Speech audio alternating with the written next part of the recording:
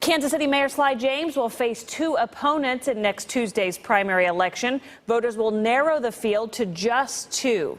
As 41 Action News reporter Amy Hawley found out, the candidates have very different visions.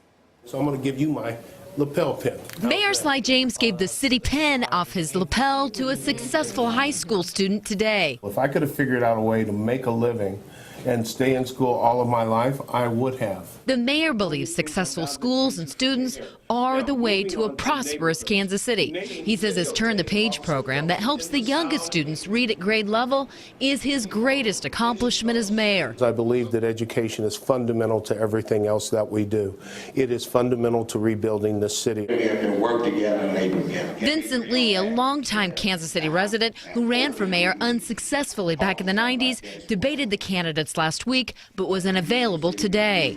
The third candidate lived in Kansas City for 20 years. This Westport area home is the home of longtime light rail activist Clay Chastain.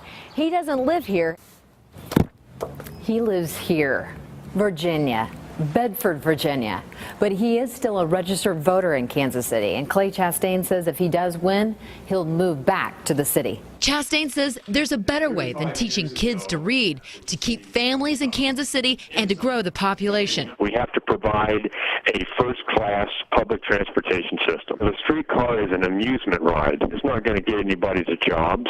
It's not going to drive economic development across the city. The plan that Clay has proposed is dealing with numbers that cannot be verified. The mayor called Chastain's billion-dollar light rail plan unattainable. How can we be talking about $1 billion new airport, $1 billion downtown convention hotel, but we don't have money to modernize our public transportation? Voters go to the polls next week to decide whose plan they like best for the next 4 years.